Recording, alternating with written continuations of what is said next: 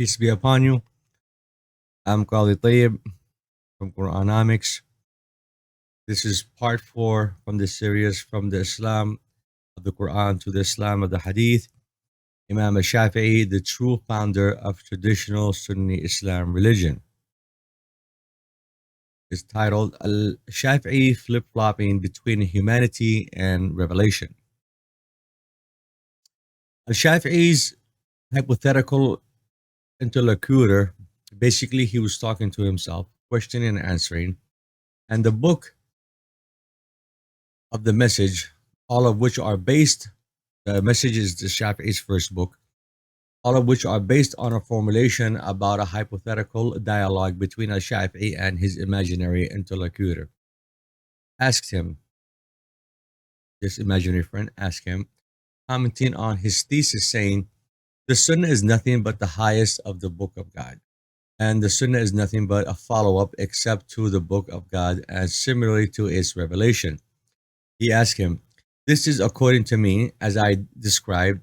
I open an argument for the one who narrated that the Prophet said, whatever comes to you on my behalf, submit it to the book of God. It means compare it. Whatever agrees with it, I said it. And whatever contradicts it, I did not say it. This was a hadith the Shafi'i's imaginary friend, when he was talking about, was saying that he heard this hadith. What does the Shafi'i thinks about it? So, like I said, if a Shafi'i feels any type of threat, he'll demolish it, even though it's according to his own, even though it's in lie with his own policies and conditions. So a Shafi'i response was vehement. So he says, no one narrated this proves his hadith in something or small or old. And this is a narration that is cut off from an unknown man. We do not accept such a narration in anything. Page 224, 225. Because this hadith saying that whatever is said on the Prophet's behalf, compared to the Quran. If it's there, take it. If it's not there, throw it away. And whatever lies that the Shafi'i invented so far, nothing of it can coincide with the Quran, so it must be thrown away. So this destroys the Shafi'i. So what he does, he denies the hadith because it was narrated by somebody that's a nobody. And it's not difficult for us to realize that a Shafi'i did not reject the hadith because it was cut off from the narration, how much he himself argued with correspondence and interruptions. In fact, even when a Shafi'i collides with authentic hadith based on his own policy that refutes his claim about the divine source of the Sunnah and affirms on the contrary its humanity and the humanity of the messenger emanating from it, he does not have a way to circumvent its contradictory content, pleading with explanatory mind, which is a mind that controls the theory, cognitive. In the same context in which we find the Shafi'i confirming that the Sunnah is a divine inspiration or a revealed revelation, or at least a statement about a revealed revelation, the hadith placed on the tongue of the Prophet is mentioned. So I judge. Now this is another hadith. So I judge, this is what the Prophet, they're quoting the Prophet. So I judged for him in the manner I hear from him. So whoever I have decreed for him something from his brother's right, let him not take it, for I cut him a piece of fire. He said, then the messenger of God said that his rulings are based on the apparent words of two opponents, page 156. So there's no doubt that judging the outward and the apparent is the only ruling that is available to humans.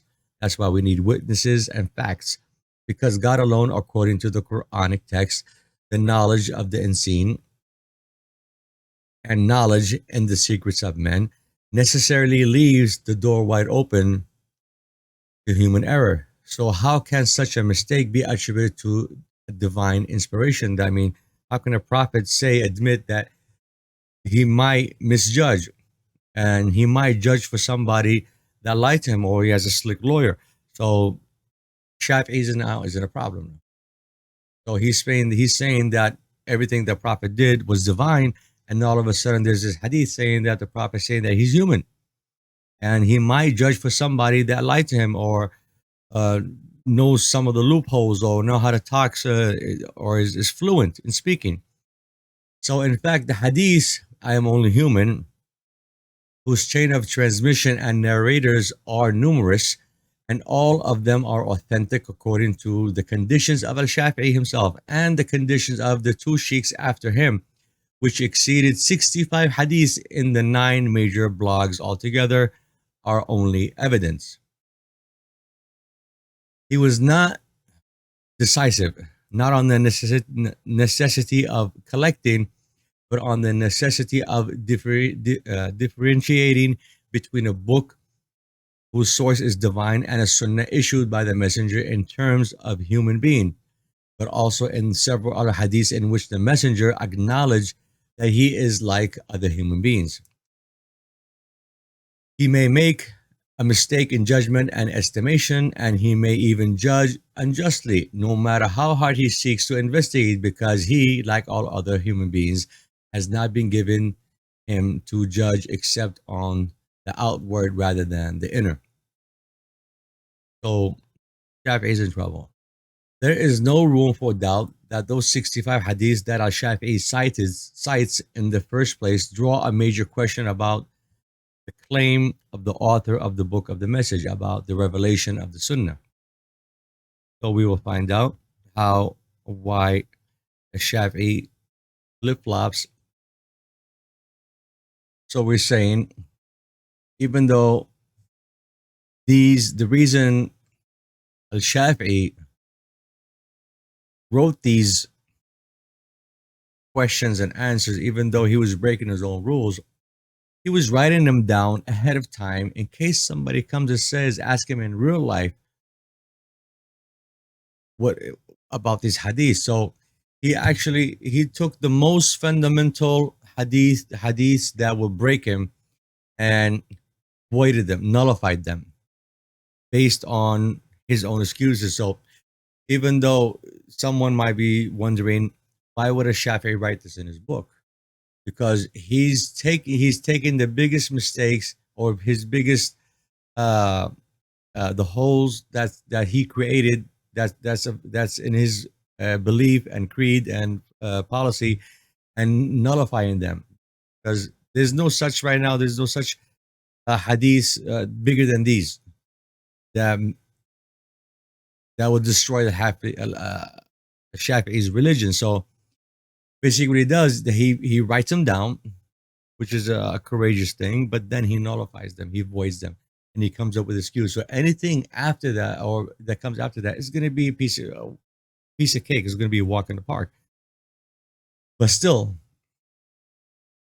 the messenger is a human being like us, and he walks the markets and eats the food, except in the exception of the revelation. But the question is, when the revelation is cut off from the messenger for periods that may reach a month, what is the condition and lifestyle of the messenger in this case without a revelation? Does he freeze in time? Does he play reruns of past days because he can't live without revelation? Everything he does revelation. So what happens when the revelation cuts off? What does he do? If all the actions of the messenger are a revelation, how do you prove, apply, and explain the sunnah in the absence of the revelation? Does he take off? I don't think so. So it just doesn't make sense what the Shafi'i is saying. Is it the sunnah of the revelation or the sunnah of the human being? And how do we differentiate between them? That is the question. Questions we intend to answer. So stick around and to expose the Shafi'i.